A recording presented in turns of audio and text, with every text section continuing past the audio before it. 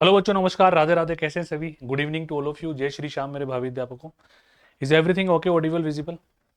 तो बच्चों, इस सेशन को भी आपको बिल्कुल वैसे देखना है जैसे आप लाइव हो और बिल्कुल पढ़ रहे हैं, बिल्कुल जैसे अपन डेली पढ़ते हैं। एक बार लिंक को कॉपी करके शेयर कर देना। हर सेशन को 2 बार देखा करो। एक बार तो चलो तुम लाइव देखते हो, है ना? फिर दोबारा सेशन की स्पीड बढ़ाकर फिर कॉपी में कोई मैथमेटिक्स के क्वेश्चन है, कोई इंग्लिश के पैराग्राफ तो है नहीं जो क्वेश्चन लिखने में तुम्हारे को जोर है ना? तो क्वेश्चन को देखा, वीडियो पॉज किया, क्वेश्चन नोट डाउन किया, तुमने लाइव सेशन में एक बार क्लास ले ही ली। उसको फटाफट से खुद से सॉल्व करो, बिना सॉल्यूशन देखे। अटक जाओ तो वीडियो प्ले करके मैच कर लो और सॉल्व कर लो। इतनी सी बात है बस, है ना? ये session RPSC, D triple S B, UP, Haryana सबके लिए एप्लीकेबल है, सबके लिए बेनिफिशियल है। कोई एक आध क्वेश्चन पूरे सेशन में, एक आध क्वेश्चन अगर तुम्हें लगे कि नहीं यार ये हमारे सिलेबस में नहीं है, तो उसको स्किप कर देना, है ना? मैं कंबाइंड सेशन ले रहा हूँ एक तरह से, तुम ये मानो, है ना? ठीक है। तो कोई एक आध क्वेश्चन कॉमन ना हो, तुम्हें लगे कि ये सेशन हमारे, ये क्वेश्चन हमारे सिलेबस में नहीं है, ये वाला टॉपिक, उसको स्किप कर दिया करो। कोई दिक्कत वाली बात नहीं है। चलो बच्चों, लेट स्टार्ट, है ना? Number of real roots of the equation, बहुत ही प्यारा क्वेश्चन है और इसमें मैक्सिमम बच्चे गड़बड़ी करते हैं। वीडियो को पॉज करके आप पहले इसको ट्राई करना, ठीक है? मैं उसी हिसाब से ये करवा रहा हूँ तुम्हारे को कि आप आराम से, आपको कम से कम 30 सेकेंड हर क्वेश्चन के लिए दूंगा ट्राई करने के लिए। जैसा कि हमेशा बोलता हूँ कि जब भी रियल रूट्स वाला क्वेश्चन आएगा तो सबसे पहले अंदर से क्या आवाज आनी चाहिए कि हमें रूट्स निकालने के बाद उनको रीसब्स्टिट्यूट करके भी देखना है, उसके बिना पार पड़ने वाली नहीं है। तो बहुत ही प्यारा सा क्वेश्चन है बच्चों, बहुत ही बढ़िया आंसर आना चाहिए तुम्हारा इसका, है ना? देखो, सबसे पहले हमने फाउंडेशन क्लासेस में भी एक बात पढ़ी थी, अगर तुम सबको याद हो तो, कि इस तरह का क्वेश्चन पढ़ा था, लेकिन वहां पे थोड़ा सा इनकम्प्लीट था, है ना? वो वर्बली मैंने एक्सप्लेन कर दिया था तुम्हारे को। अब यहाँ पे देखो, जब भी पावर 1 होगी ना बच्चों, इसकी कितनी होगी? 1 होगी। तभी ये दोनों ऐड हो रहे होंगे और ये गार्बेज कलेक्शन, अजीब सी वैल्यू 4√3 कैंसिल हो रही होगी, सातों सात 14, 14 आ रहा होगा। लेकिन ये केवल 1 पर ही एप्लीकेबल नहीं है, -1 पर भी एप्लीकेबल है, क्योंकि इसकी खास बात क्या है, जो ब्रैकेट के अंदर डेटा है ना, वो एक दूसरे के रेसिप्रोकल है, उल्टे हैं एक दूसरे के। यदि x बराबर 7 + 4√3 है तो 1/x हो जाएगा 7 - 4√3। ठीक है। तो इस तरह के क्वेश्चन में हमेशा देखना कि 7 + 7 14, यहाँ पे 10 होता तो 20, इस तरह से डेटा आ रहा होता। और 99.99% केसेस में आपको यहाँ पे एक दूसरे के रेसिप्रोकल डेटा मिलेंगे। तो ये कंडीशन तभी ट्रू होगी जब पावर पावर दोनों की सेम आएगी, = +-1। ठीक है। तो अब तुम बोल सकते हो देर आर 4 सॉल्यूशंस, क्योंकि एक बार प्लस का 1 लोगे तो मॉड्यूलस ऑफ x - 6 = 1। एक बार लोगे माइनस का 1, ये लो। ठीक है। तो इसको एक बार प्लस माइनस करोगे तो प्लस करोगे तो अलग आंसर आएगा, माइनस में अलग आंसर आएगा, यहाँ भी प्लस करोगे तो अलग आएगा, माइनस करोगे तो अलग आएगा। There are 4 values of x। ठीक है। तो हम बोल देंगे number of real solutions will be 4, first option. कौन कौन से सॉल्यूशन होंगे अगर ऐसा बोलता, तो फिर हम आगे फर्दर इनको सॉल्व कर देते, और तुम सब कर भी सकते हो, कोई बहुत तोड़ू काम नहीं है इसको सॉल्व करना आगे। ये ऑप्शन से वैल्यू रख के सेटिस्फाई करवा लो। Is that clear? No problem at all. बढ़े थोड़ा सा आगे। ठीक है, नेक्स्ट। ये तो बहुत बार हम क्वेश्चन कर चुके बच्चों, है ना? रिपीट हो गया, कोई बात नहीं, रिवाइज कर लो, याद भी हो जाएगा तुम्हारे को। यदि मूल सामर्थ्य में समान हो, यानी कि मूल roots are same but sign अलग है बस उनके, है ना? जैसे +-1 +-2। तो जब भी किसी क्वाड्रेटिक इक्वेशन के रूट्स अगर सेम आते हैं, केवल साइन का चेंज आता है, तो इन दैट केस हम ये नोटिस करते हैं कि कोफिशिएंट ऑफ एक्स उसमें होता ही नहीं है।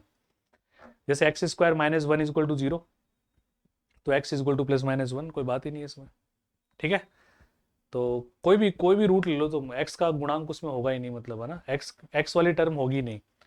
तो इसका मतलब कोफिशिएंट ऑफ x को 0 के बराबर कर देंगे। तो तुम्हें क्या करना है बच्चों, ये LHS है ना हमारा, इसका एलसीएम लेना है, क्रॉस मल्टीप्लाई करना है पूरा, और सब कुछ करने के बाद सबको एक तरफ ले जाना, और इस तरह से कोई टर्म आ रही होगी, क्योंकि हमारा पूरा फोकस केवल x के कोफिशिएंट पे रहेगा, हमें x² से, कांस्टेंट से मतलब नहीं है। समय बचाना, कहीं तुम पागलों जैसे पूरी इक्वेशन लिखो और वो करो, है ना? तुम्हारा फोकस, तुम्हें केवल x दिखना चाहिए कि x से कौन कौन मल्टीप्लाई हो रहा है। ठीक है।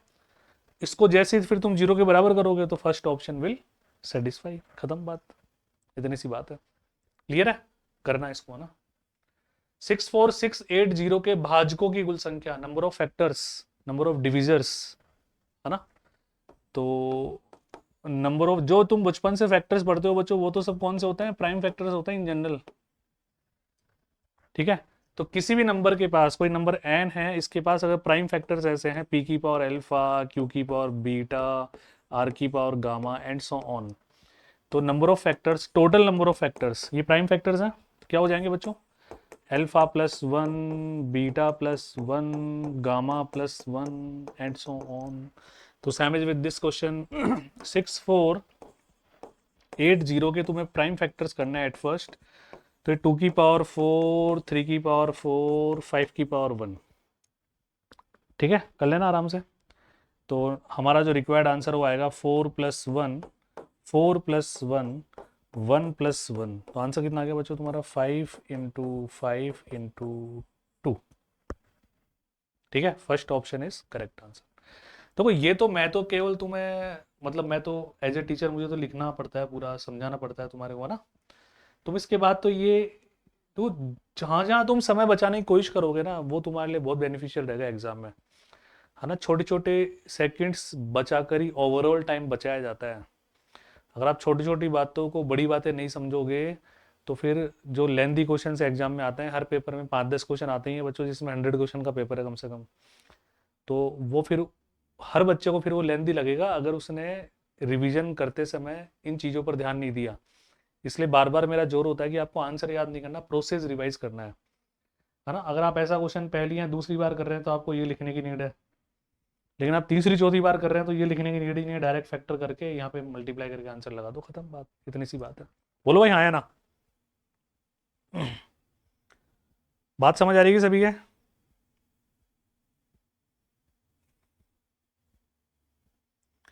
डन है मामला? आगे बढ़े थोड़ा सा, नेक्स्ट। एक फंक्शन है R2R, real to real, where R is a set of real number such that fx is equal to e की पावर x। हमारा जो फलन है वो e की पावर x है, तो f निकालना हमारे को। Surjective onto, injective into, bijective 1 1 onto, है ना। तो नीदर सर्जेक्टिव नॉर इंजेक्टिव, बताओ साहब, बताओ which option should be correct answer?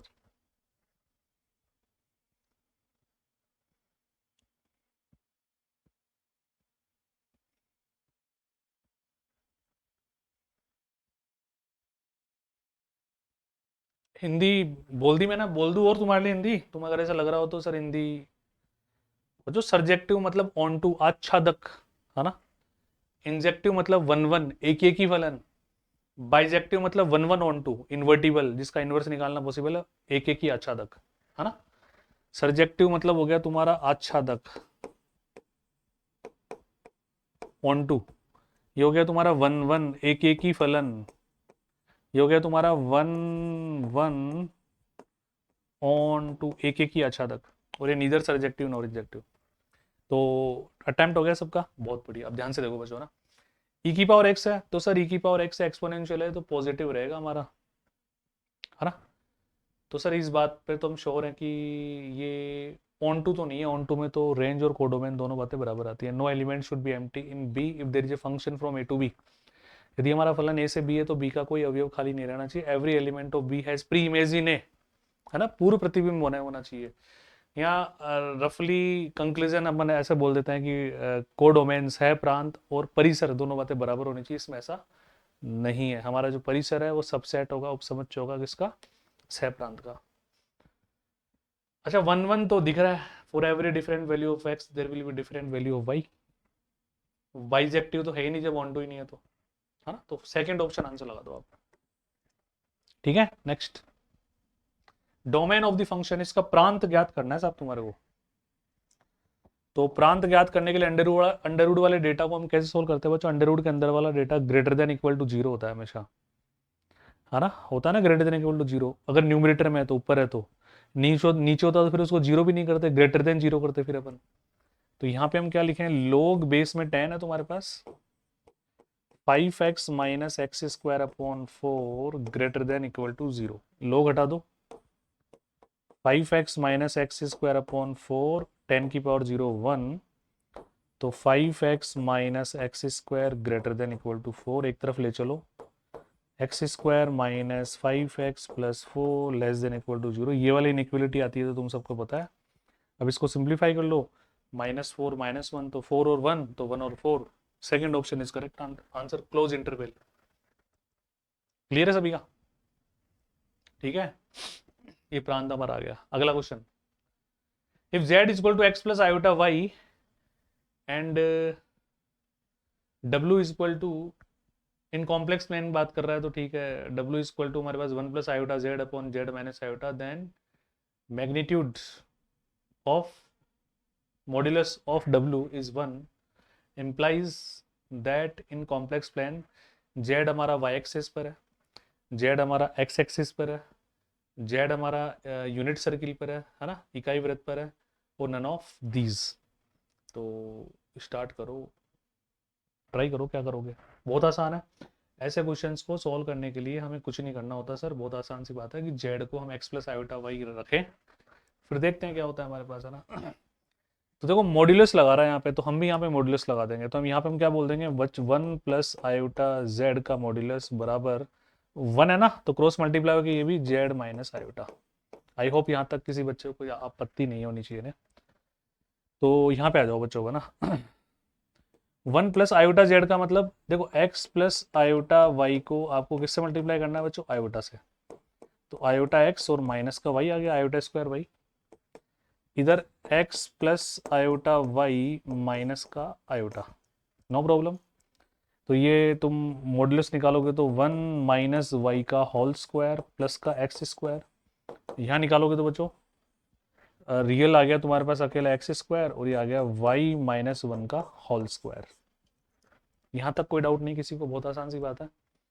Root दोनों तरफ कैंसिल है, एक्स स्क्वायर दोनों तरफ कैंसिल है, तो सारा ही कैंसिल हो गया है बच्चों।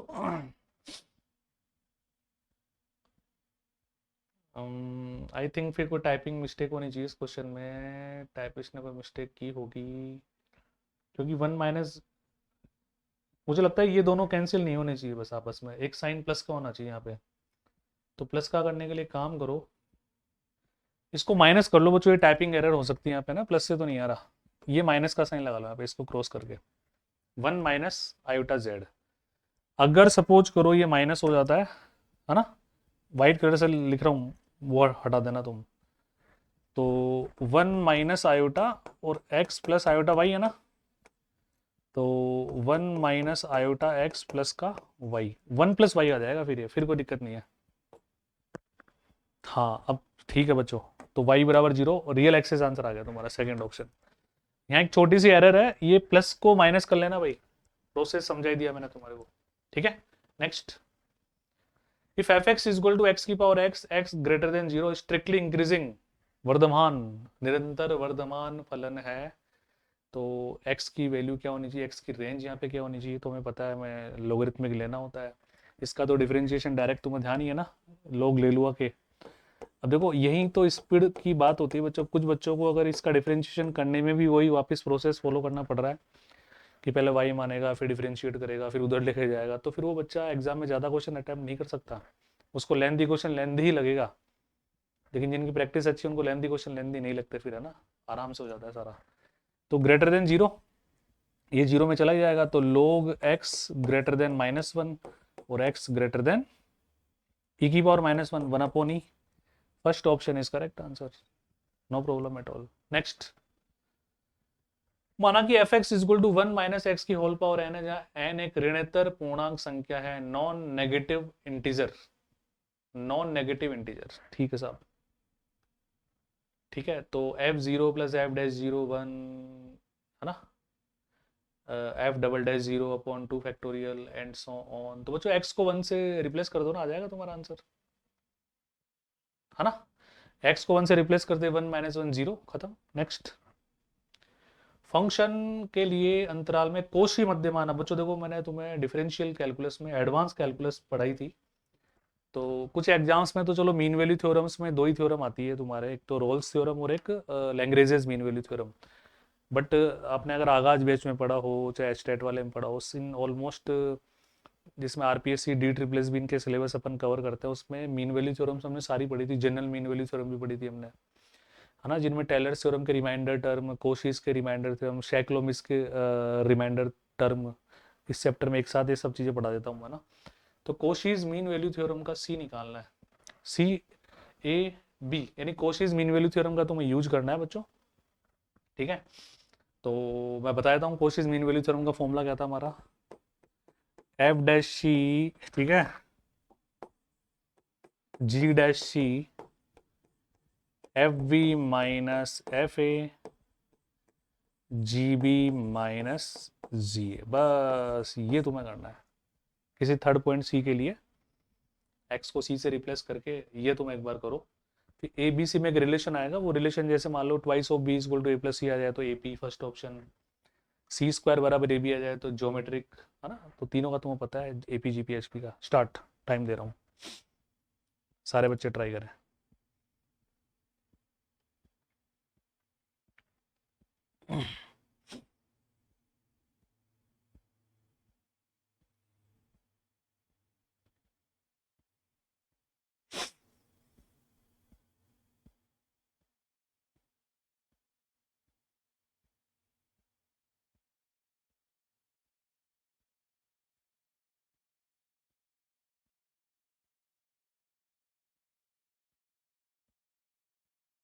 करो भाई करो, आराम आराम से, कोई जल्दबाजी नहीं है।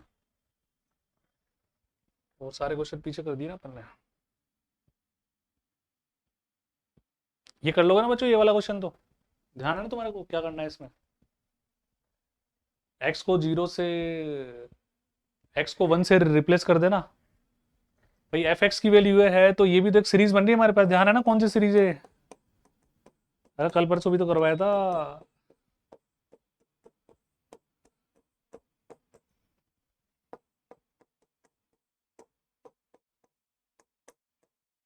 एंड सो ऑन एक्स की पावर n f(n)(0)(n)(। तो जैसे ही x को 1 से, एफ एक्स की वैल्यू कितनी है, या इधर कितनी आ गई, 1 माइनस एक्स की होल पावर n, तो x की जगह 1 लगा देना, तो ये रिक्वायर्ड डेटा आ जाएगा हमारे पास, और 1 माइनस 1 0 आंसर आ जाएगा तुम्हारा, है ना। वर्बली भी समझा दिया, तो मन कर लेना आराम से। आई थिंक इनफ टाइम मिल गया तुम्हारे को सॉल्व करने के लिए। तो मैं करूँ या चल जाएगा काम, क्या आ रहा है तुम्हारा आंसर। देखो भाई, F'(C) निकालना है ना, तो √x का 1/2 √x यही होता है। नीचे आ जाओ, इसका पहले 1/x का -1/x², √C का C आ गया, अब √x का भी करना पड़ेगा, है ना। तो 1/2 √x ये आ गया तुम्हारे पास। इधर आ जाओ, FB, तो √B, FA, √A, GB 1/√B 1/√A। अब सिंप्लीफाई कर लो बच्चों, नॉर्मल कैलकुलेशन करनी है तुम्हारे को, जैसे तुम कर सकते हो, ठीक है। आई थिंक C² = AB तुम्हारे पास आ जाएगा, GP आंसर आएगा, गुणोत्तर माध्य, ज्योमेट्रिक मीन। कैलकुलेशन कर लेना भाई, तुम्हारे पर डिपेंड करेगा। Identity permutation is always an, अभी कल परसों भी हमने क्वेश्चन किया किसी न किसी सेशन में। तो अब पहले हमने पट्टा बना लिया, अब रजिस्ट्री कर देते हैं इसकी, ठीक है। एक और बार कर लेना, JD अप्रूव्ड हो जाएगा तुम्हारा, है ना। तो इवन परमुटेशन, सरल रेखाओं के कुल, family of straight lines x cos alpha plus y sin alpha का एनवालोप, जबकि अल्फा पैरामेट्रिक है। बच्चों एक बात ध्यान से सुनो यहाँ पे ना, ये मैंने तुम्हें एनवालोप पढ़ाते समय डायरेक्ट कुछ स्टैंडर्ड इक्वेशंस लिखवाई थी, अगर वो तुम याद कर लोगे तो उन इक्वेशंस में से डायरेक्टली मतलब एग्जाम में क्वेश्चन आता है। एनवालोप इवोल्यूट, इनके लिए हमें अलग से ज़्यादा मेहनत नहीं करनी पड़ती है ना, directly x cos alpha y sin alpha, circle की इक्वेशन बन जाएगी।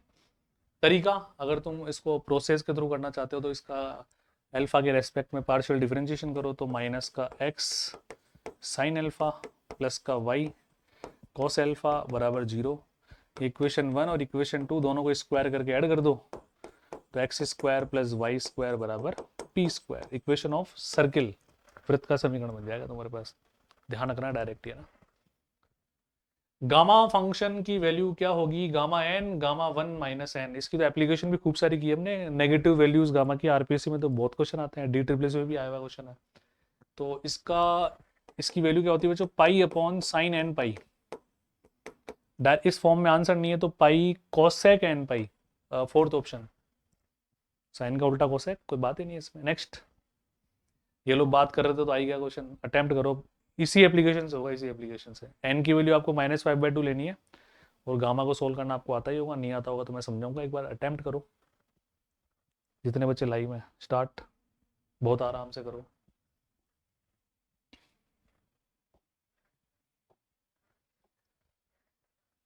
बस ये ध्यान रखना बच्चों कि थोड़ी सी गलती ऑप्शन मैच हो जाएगा, फर्स्ट और सेकंड ऑप्शन में एक साइन का डिफरेंस है, इसलिए अपनी स्पीड बहुत ज़्यादा ना करके एक मात्रा में चलो, है ना, ताकि एक्यूरेसी ज़्यादा रहे हमारी। बताओ साहब, आ गया आंसर सभी का? चलो ध्यान से देखो ना। वी नो दैट कि gamma n, gamma 1 - n is equal to pi upon sine n pi. Clear है सभी का? n की वैल्यू हमने -5/2 ले ली, तो ये 1 + 5/2 जाएगा, माइनस माइनस प्लस, तो 7/2 आ गया। पाई अपॉन साइन -5/2, तो ये तुम्हारा साइन 450 डिग्री बच्चों, ये निकालना तुम्हारे को। तो साइन 450 डिग्री की हम बात करें तो 360 + 90 first quadrant, all positive, no change, तो प्लस का 1 आएगा, लेकिन ये माइनस की वजह से वो माइनस हो जाएगा, तो माइनस का साइन ऊपर ले जाते हैं अपन, है ना। माइनस का 5/2, तो ये माइनस का पाई मैंने कर दिया, नीचे आ जाओ साहब। गामा 7/2 को सॉल्व करना है, तो ध्यान है ना तुम्हारे को, N gamma n, gamma n+1 को एन गामा एन करते हैं जब n > 0 होता है हमारे पास, तो इसको 5/2 + 1 लिखेंगे, 7/2 को n गामा n, तो 5/2 गामा 5/2, फिर गामा 5/2 को हम क्या लिखेंगे बच्चों, 3/2 + 1, तो 3/2 गामा 3/2, फिर गामा 3/2 को हम क्या लिखेंगे, 1/2 + 1, तो 1/2 गामा 1/2। ठीक है, तो -पाई न्यूमरेटर में एज इट इज है, ये तुम्हारे पास आ गया 15/8। ठीक है, और ये गामा हाफ होता है √पाई, कल भी एक क्वेश्चन करवाया था मैंने तुम्हारे को ऐसा, तो ऊपर ये √पाई आ जाएगा, तो ये ऊपर चला जाएगा, -8√पाई/15। First option is correct answer. आ रहा है सभी का? बढ़े। Necessary condition for a series to converge, आवश्यक प्रतिबंध क्या है श्रेणी के अभिसारी होने के लिए? तो हमने पढ़ा था बच्चों, आपको पता हो तो, कि un = 0 है तो वो सीरीज अभिसारी होगी, लेकिन it is not always true. un = 0 होने पर भी सीरीज ऐसी होती है जो अभिसारी नहीं होती है ना। तो एक्चुअली इसको नेसेसरी कंडीशन तो बोल सकते हैं, सफिशिएंट कंडीशन नहीं बोल सकते हैं। लेकिन एक बात और हमने पढ़ी थी, अगर लिमिट लगाने पर un नॉन जीरो आता है तो फिर हम श्योर हैं कि वो अपसारी होगी, डाइवर्जेंट होगी, इस बात की गारंटी है। बट un = 0 होने पर वो कॉन्वर्जेंट होगी ऐसा जरूरी नहीं है, तो ये नेसेसरी कंडीशन हमारी, है ना, first option. Every bounded infinite subset of R has at least one limit point. प्रत्येक परिबद्ध अपरिमित उपसमुच्चय R का कम से कम एक, उसके पास कम से कम एक सीमा बिंदु होता है, तो बोल्जानो वाइस्ट्रास थ्योरम स्टेटमेंट ध्यान रखिएगा ना। Differential equation is of form Clairaut form obviously, है ना। To get general solution P को हम सी से रिप्लेस कर देते हैं, ध्यान है। किस बिंदु पर विश्लेषिक फलन है? अगर आप कम्युनिटी पोस्ट ढंग से देखते हैं तो एक इमेज बना के भी मैंने कल परसों ही शेयर की थी, मैंने टेलीग्राम पे भी डाल ही देता हूँ, और फिर भी कम्युनिटी पोस्ट का बेल आइकन आप दबा के रखो ताकि नोटिफिकेशन आपके पास आ जाए। उसमें मैंने तुम्हें जो जो फलन विश्लेषिक होते हैं नहीं होते हैं उनका एक इमेज बना के दी थी, और बढ़िया सा सुंदर सा, अगर आपने रीड भी किया होगा तो आप इस क्वेश्चन का आंसर लगा सकते हैं कि ऑब्वियसली हमें एनालिटिक के लिए CR इक्वेशन चेक करनी है। इसका जो यू वाला पार्ट है, रियल पार्ट है, बिकम 0, तो UX भी 0 हो जाएगा, UY भी 0 हो जाएगा, है ना, फिर उसके बराबर आएगा ही नहीं, तो CR इक्वेशन वैसे ही सेटिस्फाई नहीं करी, तो नो वेयर, कहीं नहीं। फलन का, अब जैसे ये रेजिड्यू कुछ बच्चे बोलते हैं कि सब RPSC में नहीं है ना, पर फर्स्ट ग्रेड में तो एक आध बार क्वेश्चन आए हुए हैं, कोई बात नहीं। अगर आपको लगता है कि एक आध क्वेश्चन रेजिड्यू के तुम्हारे नहीं आ रहे तो उनको स्किप कर देना, है ना, और समझ लो, समझने में कोई बहुत तोड़ू काम नहीं है, बहुत आसान चीज़ है। दूसरा D+B में तो आता है ना। तो फंक्शन का अवशेष रेजिड्यू बच्चों, whenever we have to find out residue at infinite, तो 1/z का नेगेटिव कोफिशिएंट हम लेते हैं, that is required answer, 1/z का नेगेटिव कोफिशिएंट। तो ये जेड क्यूब तो ऐसे कैसे रखो, तो इसको ऊपर लेके जाना पड़ेगा हमारे को। तो हम कॉमन ले लें क्या, जेड स्क्वायर। तो नीचे आ गया 1 - 1/z², तो 1 - 1/z² की नेगेटिव पावर ऊपर ले गया अपन। यस और नो। अब बाइनोमियल थ्योरम के कॉन्सेप्ट तुम्हारे अच्छे होने चाहिए। जब दोनों नेगेटिव होते हैं तो ऑल टर्म्स पॉजिटिव। ये जेड आ गया तुम्हारे पास, अंदर क्या बचा बचो, 1 + 1/z², 1 + x + x² and so on. Z से मल्टीप्लाई करो, जेड प्लस 1/z + 1/z³। अब तुम्हें मतलब ही नहीं, हमें तो केवल 1/z से मतलब है। तो 1/z का नेगेटिव कोफिशिएंट हमें लेना होता है, तो obviously -1। First option is correct answer. बोलो जी हाँ या ना। पार पड़ी नहीं पड़ी।